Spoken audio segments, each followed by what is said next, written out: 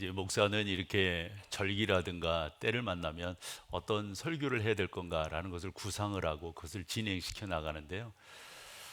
이제 요거 지나고 나면 또 다시금 우리가 어떻게 잘 준비하여서 연말을 그리고 새해를 맞이할 것인가 이런 설교 구상들을 해요. 그러면서 송영을 준비할 때도 왜 에베네셀의 하나님인가? 정말 우리가 감사할 것이 있다면 하나님 그분의 인도하심, 그분의 붙드심 그거보다 더 귀한 게 어디 있겠어요? 그렇게 감사 찬성으로 또 감사의 제목으로 여러분들과 같이 나오는데 오늘 이 주제만큼 또 감사거리가 어디 있을까 싶은데 내가 성도라고 하는 사실에 대해서 어떠세요, 여러분?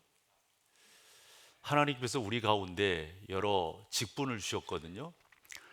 성경으로 온다면 그 11절에 우리 가운데 5개의 직분을 뭐 선지자를 비롯해서 지난 시간에 상고하였던 목사도 그렇고 그 다음에 교사도 그렇고 이 5개의 직분을 주시는데 그 직분을 주신 목적이 뭔가 그 12절 오늘 첫 절로 나오는 거거든요. 그건 다름이 아니라 성도를 온전케 한다 이렇게 되어 있어요. 그런데 저기 성도라고 하는 게 어찌 보면은 그냥 통상 용어일 수도 있는데요. 저 성도를 어떻게 여러분들이 이해하시느냐에 따라서 감사가 남달라지리라 생각을 합니다. 그렇게 살펴본다면 이 성도는 너무 영광스러운 이름이에요. 너무 감동이 있고 감격이 있는 그것을 여러분들이 뭐 다 알고 계시겠지만 좀 더 이 감사 주일에 한 번 더 되뇌어서 그것을 좀 더 이렇게 잘 닦아서 빛나게 해서 올려놓는 보석처럼 이 성도라고 하는 이 가치를 그렇게 올려본다면 어떨까 하는 그런 생각을 갖고 그것을 오늘 감사의 주제로 살펴보자 이런 내용입니다. 사랑하는 여러분, 목사인 저도 성도임에 분명합니다. 제가 성도 그 이상도 아니고요, 그 이하도 아닙니다. 성경에 보면 성도라고 하니 하기오스라고 하는 이 단어도요, 우리 가운데 참 귀한 그 뭐라 그럴까요? 의미를 부여해 주고 있습니다. 그래서 제가 성경에 한 세 군데 정도의 성경을 여러분들이 소개를 하면서 이 성도라고 하는 게 어떤 것인가 하는 것을 한 번 더 짚어보고 그 가운데 나가기를 원합니다. 혹여 여러분 이런 질문을 받아보거나 해보거나 그런 적이 있으신지요? 예를 들어 교회의 출발을 어디로 보는 거예요? 이런 질문 받아보셨어요? 해보셨어요? 일반적으로 보면 두 가지 설이 있습니다. 주장이 있는 거죠. 그 하나는 예수 그리스도의 골고다 십자가가 교회의 출발이다 이렇게 보는 반면 또 한 주장은 오순절 성령 강림을 교회의 출발로 본다. 여러분의 목사는 두 번째를 주장을 합니다. 그리고 오순절 성령의 역사가 있었기 때문에 사도가 되고 또 그 가운데 예수 믿는 사람들이 좀 더 의미를 부여해 낼 수가 있거든요. 그래서 이 사도행전 2장 1절에서 4절까지 그 약속을 기다린 이들이 하나님 앞에 뜻을 다하여 기도할 때 성령 강림의 강력한 역사가 일어납니다. 그리고 나서 사람들이 깜짝 놀랍니다. 저 친구들, 저 아니 쟤들이 낮술 먹은 거야. 뭐 이런 식으로 이야기하는 거 있죠. 그럴 때 베드로를 비롯한 하나님의 사람들이 나가서 강력하게 외치는 게 여러분들이 죄에 있다 십자가에 못 박은 그 예수가 우리의 구주시다. 그 구주시라고 하는 게 사도행전 3장에 가서 미문에 앉아 있는 이 장애인을 고치는 사건이 일어나거든요. 그 나이가 한 40 정도 되었어요.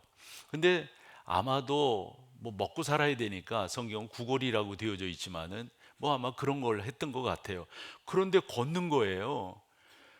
사람들이 그냥 깜짝 놀래가 너 이제까지 가짜였단 말이야 막 이러면서 그때 이 사람이 뭐야 아니라고 우리 부모가 증명한다고 그랬더니 사람들이 그것도 안 믿는 거예요. 그때 이 사람이 뭐라고 말하냐면 저들이 나를 고쳤다 그래. 저들은 누굴까요? 사도들을 말합니다. 그래서 사람들이 사도들한테 가는 거예요. 너 이거 어떻게 고쳤어? 그때 베드로가 뭐라고 말합니까? 왜 우리에게 주목하느냐? 왜 우리에게? 우리가 고친 것이 아니라 당신들이 얼마 전에 죄 있다 십자가에 못 박은 누가? 예수가 저를 고쳤다. 이러면서 교회가 놀랍게 부흥하게 됩니다. 그래서 교회의 부흥을 보면 사도행전 2장 말미와 4장 그리고 5장 그 뒷부분, 이 5장 뒷부분에서는 이제 위에서는 아나니아와 삽비라 사건이 있고 그 다음에는 이제 사도들이 관가에 갇혀서 그 고초를 겪는 게 나오거든요. 근데 여러분, 아나니아와 삽비라 사건도 교회가 이 부흥하고 그러면서 깨닫게 되는 게, 교회는 지금이나 예적이나 지금이나 다 문제가 있다라고 하는 걸 알게 된다고요. 또 6장에 가보면 또 문제가 생기잖아요. 그게 뭐였어요? 구제 때문에 문제가 생긴다고요. 해서 헬라파 유대인들이 그 그 히브리파 사람들에게 막 속되게 따지고 드는 거예요. 왜 우리를 그렇게 열애시키느냐, 왜 우리를 마지막에 주느냐, 왜 우리를 찌꺼기를, 뭐 이런 식으로 이제 이야기를 할 때, 사도들이 그러면 당신들이 원하는 대로 일꾼들을 세워라. 그래서 사도행전 6장 3절이 의미 있다고 종종 말씀드리죠. 성령과 지혜가 충만하여 칭찬받는 사람 7을 택하라. 그래서 스데반이 앞서게 되고요. 그 6명의 사람들. 그래서 6명의 사람들을 다 보면 우리가 그런 거 있잖아요. 이름을 보면은 그 이름이 이게 어디 출신이로구나, 어디 사람이로구나, 이런 걸 안단 말이에요. 그렇게 알 수 있는 게 그 당시에는 뭐였었냐면, 헬라식으로 이름을 짓느냐 히브리식으로 이스라엘식으로 이름을 짓느냐인데, 여러분들이 그 6명, 이 스데반도 그렇고 다 이렇게 살펴보면요, 다 히브리 이름을 가졌다고 하는 걸, 헬라 이름을 가졌다고 하는 걸 알 수가 있습니다. 그럴 때 스데반이 성령 충만하여서 사람들에게 외치는데 엄청난 설교를 하게 됩니다. 그 설교를 하게 될 때 당시 헤게모니를 쥐고 있었던 사내들인 공회가 그냥 냅둘 수 없어 가지고, 사울이었잖아요. 이런 사람들, 아주 열심당원들을 시켜가지고 그 스데반을 비롯한 사람들을 제거하게 되는, 그래서 스데반 같은 경우는 돌로 침을 당하게 되지 않습니까? 그렇게 될 때 그 사건을 저자 누가도 그렇고 그 사건을 잘 해석했던 신약 성경에서 사도행전에 아주 유명한 그 학자는 F.F. 브루스라고 하는 사람이에요. 이 F.F. 브루스가 그 사건을 어떤 식으로 설명을 했냐면, 마치 모닥불이 이렇게 타고 있는데, 우리 캠프파이어 그런 거 해보잖아요. 그렇게 타고 있는 그 모닥불을 긴 장대, 뭐 작대기 같은 걸로 빵 치면 어떻게 됩니까? 그 불이 팍 튀어나가잖아요. 스데반의 일로 그로 인해서 또 다른 사람들에게 막 억압하고 그럴 때 마치 불이 튀어나가듯이 사람들이 각처로 나가서 이제 신앙생활을 하게 되었다 하는 그런 내용입니다. 그렇게 되었을 때 원치 않는 일들이 벌어지니까 이 사내들인 공회에서는 어떤 일을 했냐면, 그렇게 흩어져서 신앙생활을 한다고 하는 흔히 그 히브리파 기독인들을 잡아와라, 이렇게 이야기하는 거예요. 그렇게 해서 잡으러 다닐 때 대표적인 사람이 누구였습니까? 사울, 바울 되기 전에 사울이었습니다. 그 사울이 대제사장의 도장 찍힌 것을 딱 받아가지고 잡으려고 다메섹, 다마스커스 쪽으로, 이 시리아의 수도죠, 거기로 향해 가다가 이 양반이 예수 그리스도를 영적으로 만나게 되는 거예요. 갑자기 하늘에서 강한 빛이 이 바울에게, 사울이었죠, 비치게 되고 하늘에서 소리 있어 가라사대 사울아 사울아. 깜짝 놀라는 거예요. 누가 내 이름을 부른단 말이냐. 그것도 하늘로부터 들리는 거예요. 누구십니까? 그때 또 소리 있어 말씀하시기를, 나는 내가 핍박하는 예수라. 사울은 그렇게 말했을지도 몰라요. 나 예수 핍박한 적이 없는데, 어찌한 적이 없는데. 근데 여러분, 그 말씀의 의미를 여러분 아시겠죠? 그렇게 될 때 사울이 그 자리에서 꼬꾸라집니다. 강한 빛을 본 데다가, 그리고 그 음성, 그리고 이제까지 자기가 주장했던 이게 뭔가, 그 사람을 없애야 된다고 생각하고 그를 따르는 추종자들을 아주 싹 쓸어야 된다고 생각을 했는데, 이게 뭔가, 그러면서 그가 식음을 전폐하게 됩니다. 아무것도 먹지 못해. 그러면서 한 3일 정도가 흘렀던 것 같아요. 그때 성령 하나님께서 그곳에 살고 있는 아나니아라고 하는, 그 당시에 보면 선지자라고 표현되어 있어요. 선지자에게 명령을 내립니다. 너 직가라고 하는 거리에 가면 거기에 이런 일로 꼼짝 못하고 있는 사람이 있는데 너 그가 가서 안수해라. 이렇게 나와요. 그랬더니 이 아나니아라고 하는 사람이 뭐라는 거예요? 아니 어떻게 내가 그 사람에 대해서 안수를 해요? 안수, 그냥 깜짝 놀래가지고. 그러니까 시간상으로 본다면 예수 그리스도의 부활, 승천, 그리고 오순절 성령 강림 있은 후 요 사도행전 9장에서 나타난 요 사도 바울의 요 회심 사건은 한 몇 년 정도 지났을까? 시간으로 본다면 한 3년 정도 지났다, 이렇게 보는 거예요. 어쨌건 이런 상황에서 아나니아가 성령 하나님의 그 명령을 받았을 때 뭐라고 말을 하는가? 사도행전 9장 13절입니다. 같이 읽어보세요. 아나니아가 대답하되 주여, 이 사람에 대하여 내가 여러 사람에게 들어싸운즉 그가 예루살렘에서 주의 성도에게 적지 않은 해를, 예루살렘에 예수 믿는 사람을 한마디로 뭐라고 표현합니까? 성도라고 표현을 합니다. 이게 처음 나오는 표현이에요, 성경에서. 성도. 그러면 성도가 뭔데요? 성도가. 그래서 성도란 뭔가라고 하는 것을 그 다음 절에 설명을 합니다. 14절인데 여기서도 주의 이름을 부르는 모든 사람을 결박할 권한을, 그 대제사장이 도장 받아가지고 온 거 아니에요? 체포영장 가지고. 근데 앞에서는 성도라고 말했는데 그 뒤에서는 아나니아가 조금 설명을 해요. 설명을 뭐라고요? 주의 이름을 부르는 모든 사람. 그 사람이 뭐라는 거예요? 여러분들은 주의 이름을 부르는 분들이십니까? 아닙니까? 왜 이렇게 대답이? 당연하죠. 여러분들이 다 주의 이름을 부르는 분들이시죠. 그러면 여러분들은 성도이세요? 아닌 거예요? 여러분, 이 이름이 보통 이름이 아니란 말이에요. 이게 감사거리가 안 된다면 뭐가 감사거리가 되겠어요? 이것만큼 중요한 감사가 없다고요. 성경 또 한 군데를 소개하면, 아까는 3년 정도 지났지만 사도 바울이 고린도서를 기록할 때는 어느 정도 되었을까? 그건 한 30년 정도 지났다라고 보는 거거든요. 이런 상태에서 바울이 고린도 교회에 어떤 표현을 쓰냐면 고린도전서 1장 2절입니다. 같이 한번 읽어보시죠. 고린도에 있는 하나님의 교회 곧 그리스도 예수 안에서 거룩하여지고 성도라 부르심을 받은 자들과 또 각처에서 우리의 주 곧 그들과,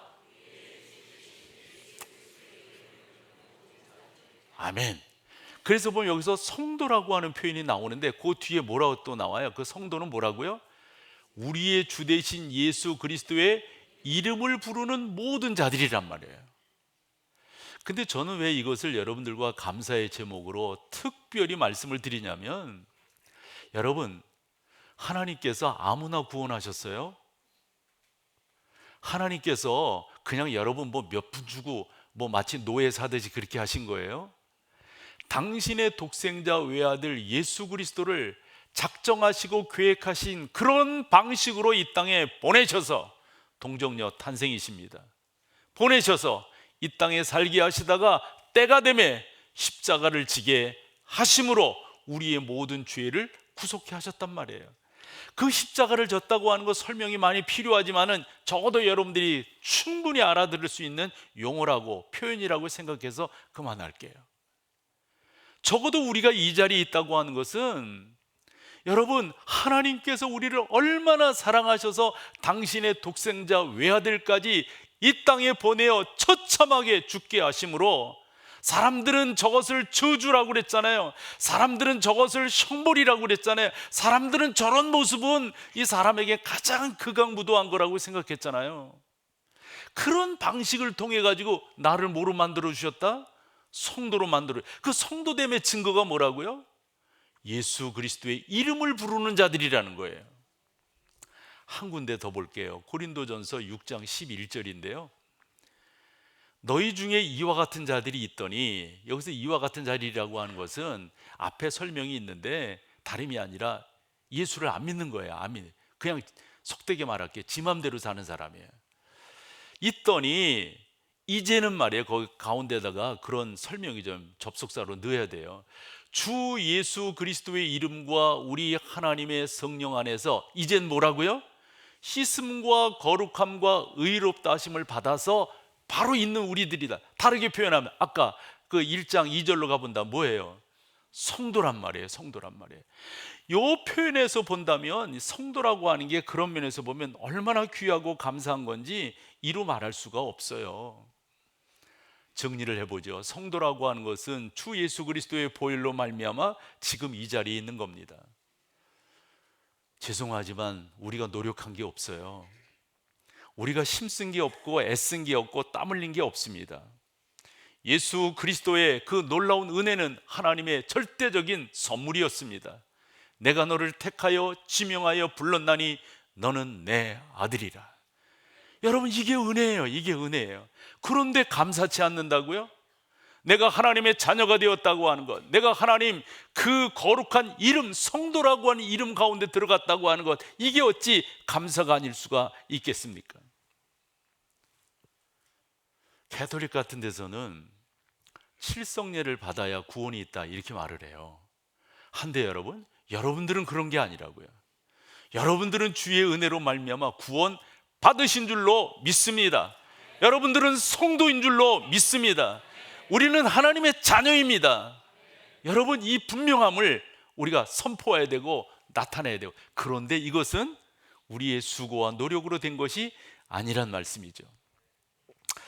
그러면서 또 하나 여러분과 좀 정리하고 싶은 것은, 아까 그런 표현이 나왔는데 성도라고 하는 그 표현 그 뒤쪽으로 보면 항상 이게 따라옵니다. 우리 주 대신 예수 그리스도의 이름을 부르는 모든 자들, 이런 말이에요. 그러므로 여러분, 다름이 아니라고 생각합니다. 성도라고 하는 것은 주의 이름을 부르는 자들이에요. 여러분, 그 코로나 팬데믹을 이제 지나면서 이 포스트 코로나 시대에 우리 가운데, 이제 우리들 말이에요. 예수 믿는 우리들 가운데 좀 잘 쓰지 못하는 용어가 생겨버렸어요. 그 예전에는 저도 그렇고 설교할 때 가난한 성도는 안 됩니다, 이런 식의 표현을 많이 했거든요. 가난한 성도가 뭐죠? 그 반대로 해야 되는 거죠. 안 나가. 이거 그게 가나안이에요. 반대로 가나안이 저 이스라엘의 가나안 이런 말이 아니에요. 안 나가, 이게 안 나가. 안 나가. 사실은 이 교회의 책임이 없지는 않아요. 특별히 목사들의 책임이 없지는 않습니다. 그런데 여러분, 지금은 그런 이야기를 잘 못하는 게 너무 영상 예배가 보편화된 시대에 살고 있어요. 저는 여러분들에게 절대적으로 추천하지 않습니다. 우리가 코로나19 때도 영상 예배가 그렇게 되기 때문에 우리는 이 한 1년 정도를 영상 예배를 스탑했던 적이 있어요. 그리고 꼭 들어와 보기를 원하는 분들은 접속 코드를 받아가지고 들어오도록 그렇게 한 적이 있잖아요.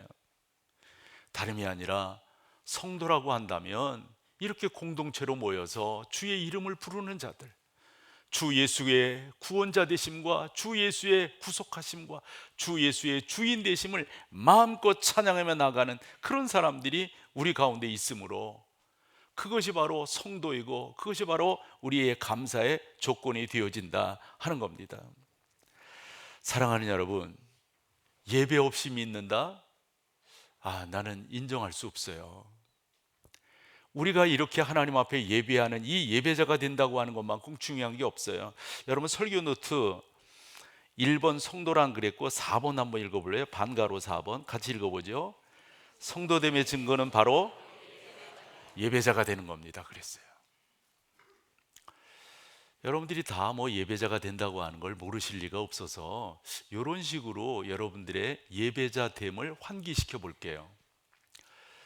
제가 이렇게 자료 검색도 해보고 이러다 보니까 이게 눈에 딱 띄는 게 있어요. 그게 뭐냐면, 지금요 요즘 대형 기도원들이 문을 닫고 있습니다 라는 그런 기사를 보게 되는 거예요. 대형 기도원 대표적인 게 어디 있겠어요? 뭐 거기 전 수원 사람이니까 뭐 신돌산 그 다음에 뭐 있지? 뭐 있어요. 금방 또 생각이 안 나네요. 뭐 그런 기도원들이 있다고요. 문을 닫고 있다는 거예요. 여러분, 뭐 제 기준으로 이야기해 볼게요. 우리가 어릴 때 이렇게 20대 때 이렇게 보면은 꽤 되는 분들이 여름철 휴가를 기도원으로 가곤 그러셨어요. 은혜 받아야 된다고. 그래서 갔다 온 게 표시가 딱 나요. 목이 쉬어 있어. 목이 쉬어 있다고. 그리고 대개 이런 식의 이야기들이 그때 흔치 않게 있었어요. 빨리 예약하라고. 그러면 자리가 없다고. 그런 적이 있었어요. 그리고 그렇게 기도했고 그렇게 찬양했고 그런데 그런 기도원들이 지금 문을 닫고 있다. 국민일보 기사 하나 소개를 하면 그 기사는 뭐 조금 우리랑 좀 거리감이 없지는 않지만 1년에 문을 닫는 교회 숫자를 거기는 3,000개로 지적을 했어요. 3,000개. 그러면 무슨 이유 때문에 그렇게 많은 교회들이 문을 닫는가? 12개의 항목을 적어놨는데 그냥 이게 한번 보시고요. 그냥 스킵해 버리세요. 반 보여주고 그 다음에 넘겨 빨리. 네, 이제 끝. 아니 다 아는 거예요. 이런 거 있잖아요.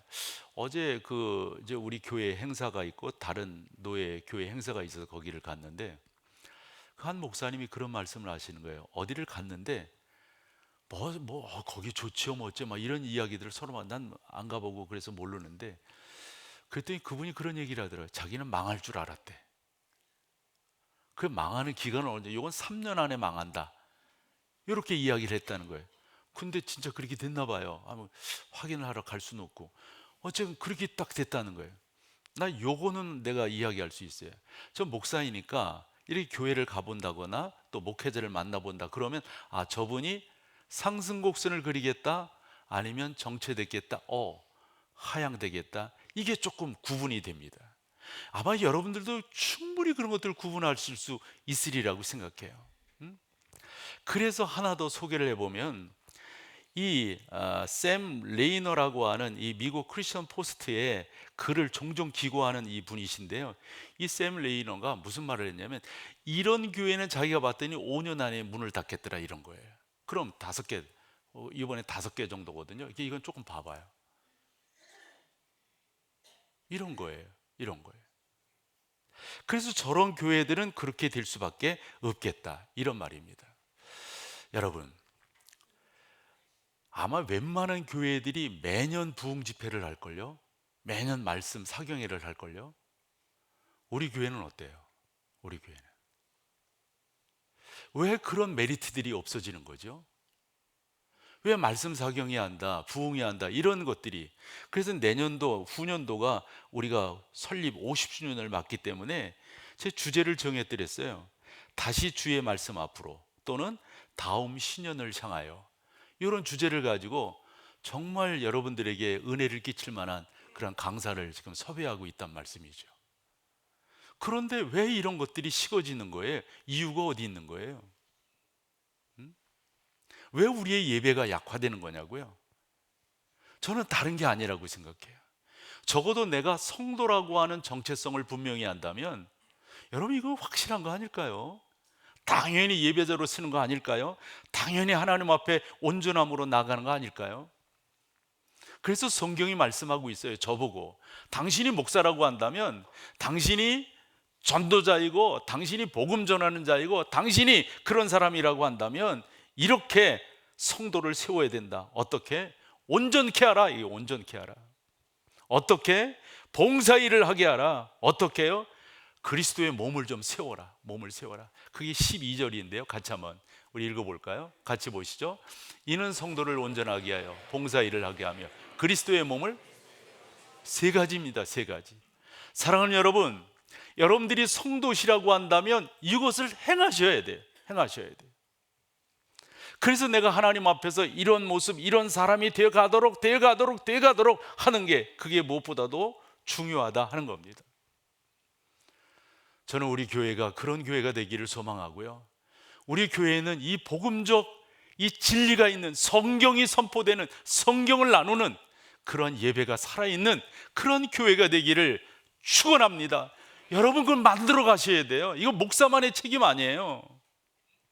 여러분들이 그 길을 가셔야 돼요. 그래서 목사가 혹여 이렇게 갈 때 여러분들이 의식돼야 된다고요. 우리 교인들 이러면 안 되지. 그러고 똑바로 갈 수 있도록 목사가. 저는 그러한 여러분들이 되시기를 간절히 소망합니다. 사랑하는 여러분, 뭔가를 이렇게 하다 보면 잘 안 되는 경우는 우리가 다 아는 것 중에 하나가 기초가 약하기 때문입니다. 아마 공부도 마찬가지고 운동도 마찬가지고 모두 다 마찬가지일걸요. 기초가 약하면요, 특별히 신앙생활도 마찬가지입니다. 기초가 약하니까.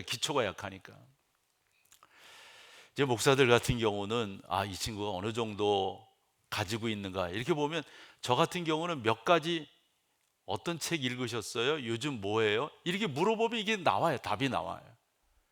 이 친구가 어느 정도의 지금 생각을 갖고 있고 어떤 다짐을, 어떠한 방향성을 향해 나가고 있는가, 이게 어느 정도 견지가 된단 말이에요. 성도 여러분들이 신앙생활을 옳게 하시기를 소망하는데, 바로 이런 기초가 잘 돼 있는, 그래서 나는 예수 그리스도 그 보혈로 말미암아 구원함을 얻은 하나님의 자녀다, 성도다, 이 분명한 이 정체성을 여러분들이 하고 간다면 저는 다름이 없다라고 생각해요. 그래서 여러분 한 번 더 보세요. 제 설교 노트 1번 성도란 그렇게 했고요, 4번 있잖아요. 4번 한 번 더 읽어보실까요? 4번 같이 읽어보세요. 성도됨의 증거는 바로 예배자가 되는 거예요. 예배자가 되는 거예요. 이제 목사인 저 같은 경우는 이제 다른 데는 왜 이렇게 되는가, 이런 것들을 연구를 해보잖아요. 예를 들어서 서구 교회는 왜 교회들이 하얀 곡선을 그리는가, 미주 교회들도 왜 그렇게 되는가, 이렇게 보면 제가 보기엔 첫 번째는 복음이 없어요. 복음이. 두 번째는 그 복음을 증거하려고 하는 교역자들이 너무 약해. 그러니까 안 되는 거예요. 이게 안 되는 거예요. 어쨌건 그럼에도 불구하고 한 5년 정도 되는 것 같습니다. 이 런던에 갔을 때 스폴전이 목회했던 그 교회를 가보게 되었어요. 이 목사들에게서 이 스폴전이라고 하는 분은, 우리 그런 식의 이야기를 들었거든요. 밥은 굶더라도 그 돈으로 스폴전의 책을 사라. 그 정도로 목사들에게는 영향력이 있는 분이에요. 지금 사진으로 보는 저 교회는 런던 메트로폴리탄 타버나클 교회입니다. 저 교회는 세워진 지 오래되었고요, 스폴전이 목회한 그때는 1854년에서 1892년까지 저 교회에서 38년간을 목회를 했습니다. 그런데 왜 저 교회를 이야기 듣냐면, 지금 일반적으로 교회를 안 가보고 한 사람들은 영국의 교회들은 지금 이렇게 되고 있어요, 이런 식의 이야기를 한다고요. 근데 저 교회는 그렇지 않아요. 그 목사를 만나서 이야기를 해볼 때 제가 두 가지 놀랐어요. 하나는 지금도 저 영국 저 스폴전이 사역했던 그 교회는 600여 명이나 모이고 있어요. 여러분 웹사이트에 들어가서 스폴전이 목회했던 교회 이 정도만 치면은 바로 이 타버나클 교회가 나옵니다. 거기 뭐 여러 언어로 번역이 되게 돼 있어요. 요즘 뭐 그런 시대잖아요. 뭐 영어뿐만 아니라 뭐 아랍어, 뭐 이스라엘어, 뭐 그다음에 거기 한국어도 돼 있습니다. 그래서 한국어로 된 누르고 들어가서 보시면은 충분히 보실 수가 있습니다. 두 번째로 놀랬던 게 뭐냐면, 지금도 그곳에 그렇게 많이 모인다고 하는 거 놀랬고요. 두 번째로는 그 교회의 예배 시간대입니다. 여러분 상식적으로 들어서 아는 게 좀 있으시잖아요. 그런데 교회들은 일주일에 예배만 한 번 이런 식으로 이야기하잖아요. 그게 아니더라고요. 이 교회가 런던에서 이 정도로 모일 수 있는 것 맞아요. 스폴전이라고 하는 아주 훌륭한 선배 목사님이 계셨지만 그 뒤를 잇는 목사들이 너무도 잘하는 거예요. 뭐를 잘하느냐? 예배자를 되게 만드는 거예요. 그래서 제가 봤을 때 주일날도 예배를 3번을 하더라고요. 그 3번 하는 게 우리식으로 말하면 11시에 하고요, 오후 3시에 하고, 그리고 6시 30분에. 이건 여러분들이 들어가서 검색해 보시면 그대로 나옵니다. 뿐만 아니에요. 주중에 기도회를 하는데 월요일날 저녁 7시 반에서 8시 반까지 월요 기도회가 있습니다. 수요 성경 공부가 또 그 시간대에 있습니다.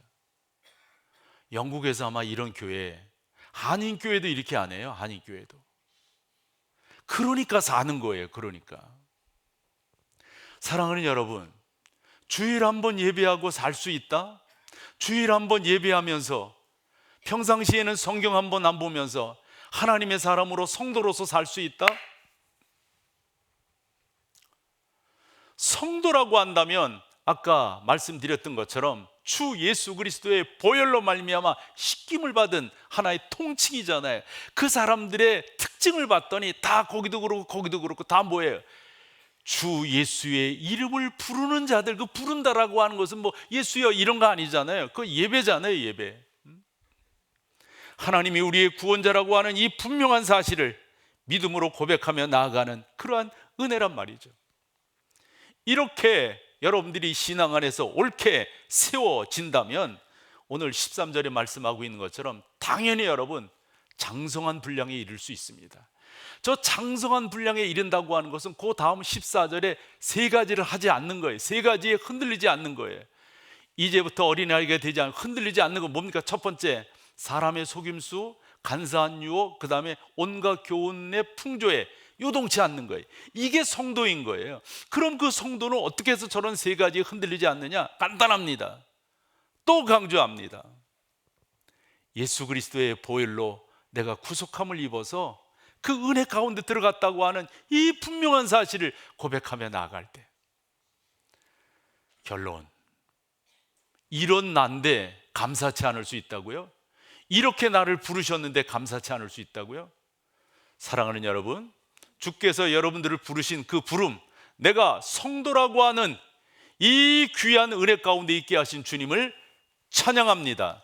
그 하나님을 높여드립니다. 우리 다 같이 찬송 227장 1절, 장로님들 나오셔서 성찬상을 정리해 주세요. 1절만 찬양합니다.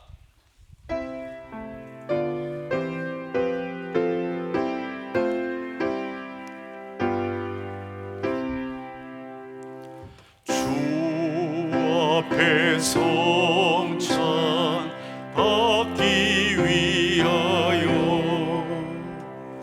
이 죄인 감히 나아갑니다. 주 공로 믿고 떨려나오니 내 죄를 용서하여 주소서.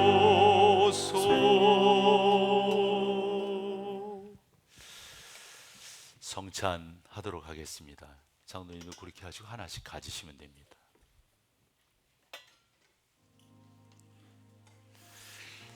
요한복음 13장에 보면 우리 주님께서 친히 잡히시기 전날 밤이잖아요.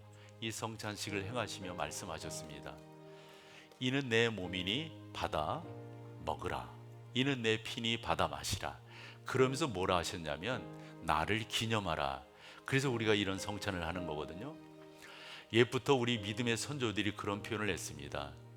이 성찬을 통해서 우리가 은혜를 받게 된다. 말씀과 기도도 중요한 은혜의 방편이지만 성찬, 그래서 생각해 봤어요. 성찬을 통해서 어떻게 은혜가 된다? 이겁니다, 여러분. 그냥 받으시면 안 되고요. 묵상하셔야 됩니다.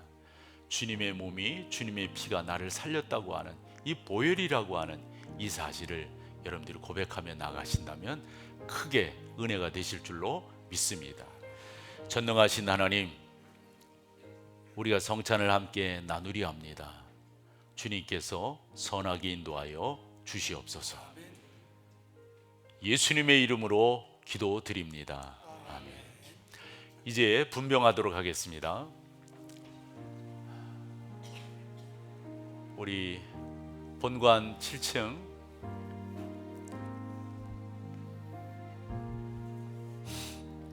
그리고 비전홀 4층 영상예배실에서도 성찬에 동참해 주세요.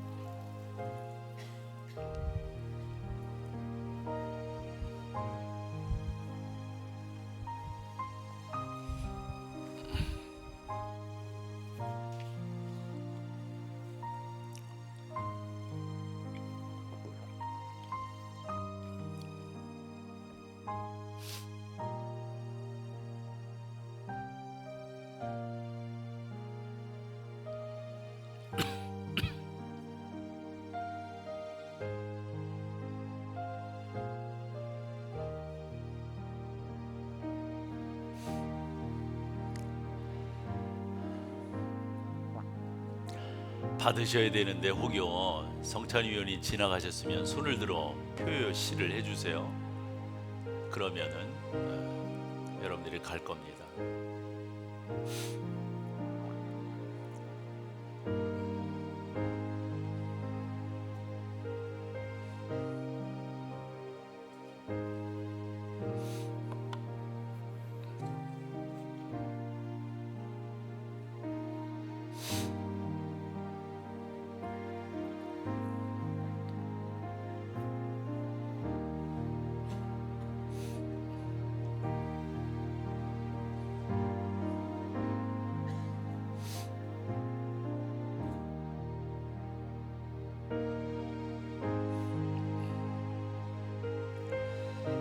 예수께서 이르시되 나는 생명의 떡이니 내게 오는 자는 결코 줄이지 아니할 터이요 나를 믿는 자는 영원히 목마르지 아니하리라.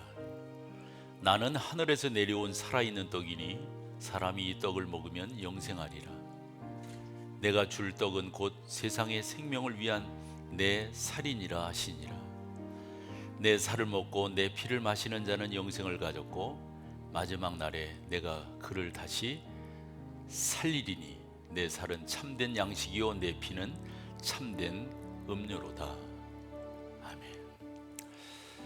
다 받으셨으면 성찬위원들은 앞쪽으로 나와 주십시오.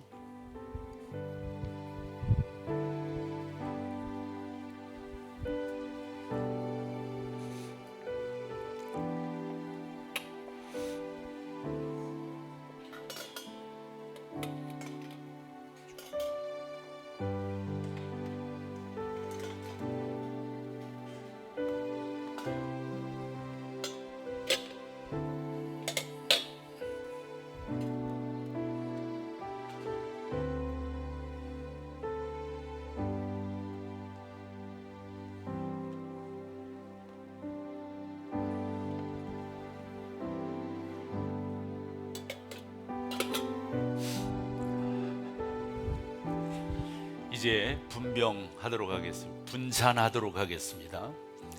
위원들은 또 잔을 가져주십시오.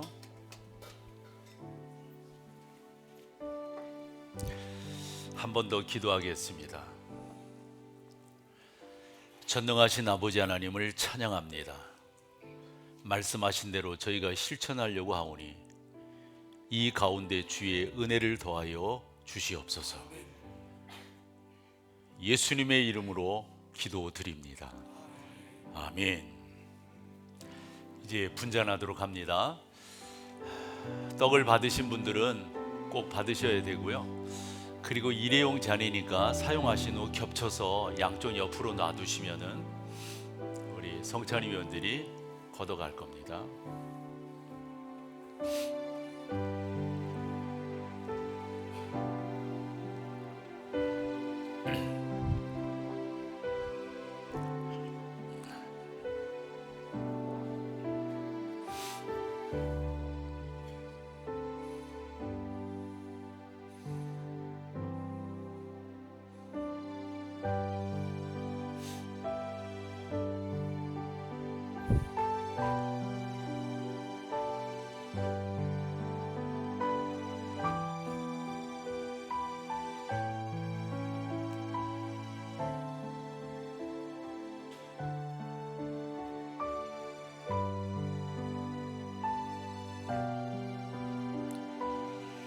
때가 이름에 예수께서 사도들과 함께 앉으사 이르시되 내가 고난을 받기 전에 너희와 함께 이 유월절 먹기를 원하였노라.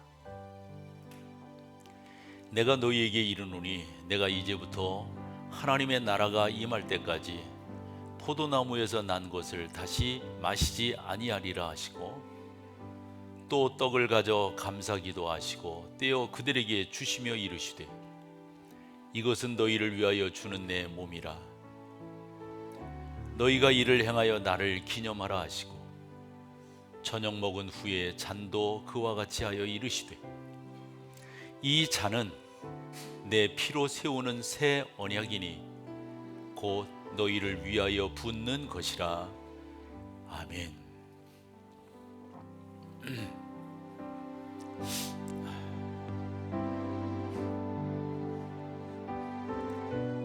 잔을 혹여 못 받으셨으면 표시를 해주시면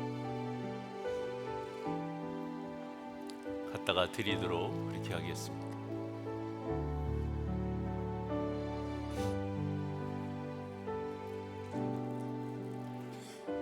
다 되셨나요? 그럼 성찬위원들은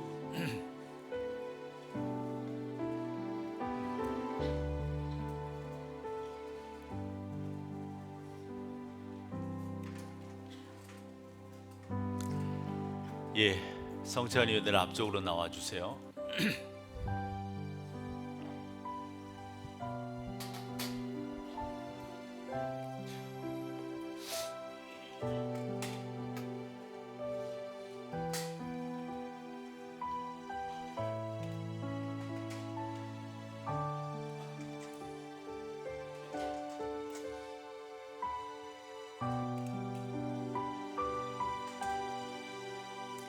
한 번 더 여쭙겠습니다. 못 받으신 분이 계신가요?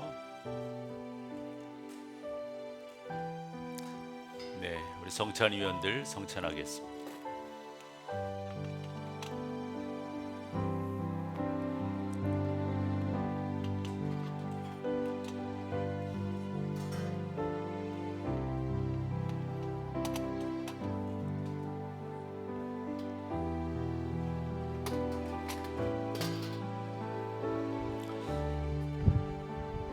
이제 찬송가 227장 마지막 절 하면서 우리 성찬위원들은 성찬포를 덮어주세요.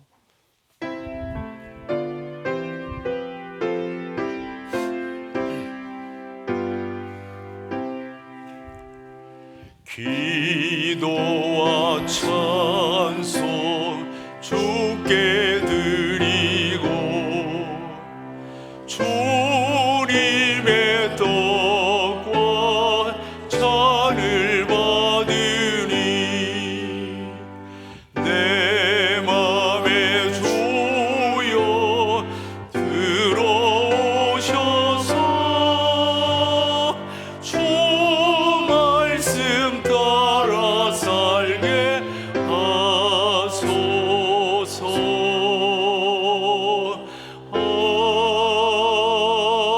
아멘. 전능하신 아버지 하나님을 찬양합니다. 죽었던 저희들을 살리시기 위하여 당신의 독생자를 이 땅에 보내주셨고 그 보내주심을 구약성경에 지속적으로 기록하시며 신약을 통하여 이루신 주님, 그리고 그 구원을 좀 더 의미 있게 우리 보고 되새기라고 성찬을 제정하시며 당신을 기념하라 하셨습니다. 아버지 하나님, 우리는 천국을 믿는 하나님의 백성들입니다. 주 예수 그리스도의 보혈로 말미암아 우리가 하나님의 자녀, 즉 성도가 된 것을 믿습니다. 주님, 우리를 도우시고 주의 은혜로 덧입혀 주옵소서. 예수님의 이름으로 기도드립니다. 아멘. 자리에 일어나셔서 마지막 찬양으로 주 앞에 나갑니다.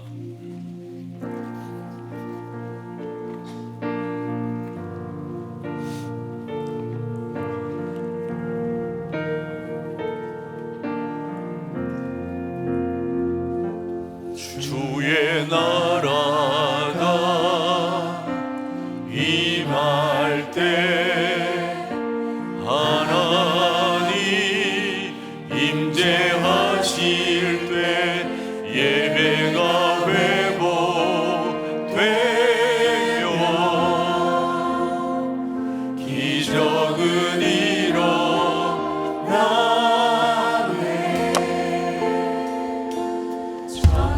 전능하신 주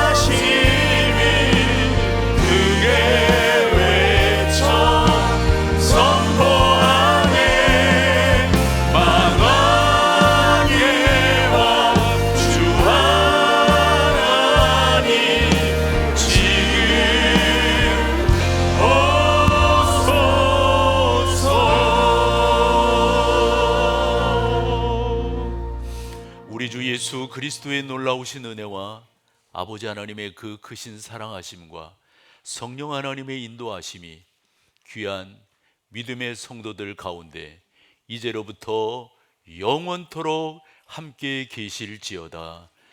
아멘.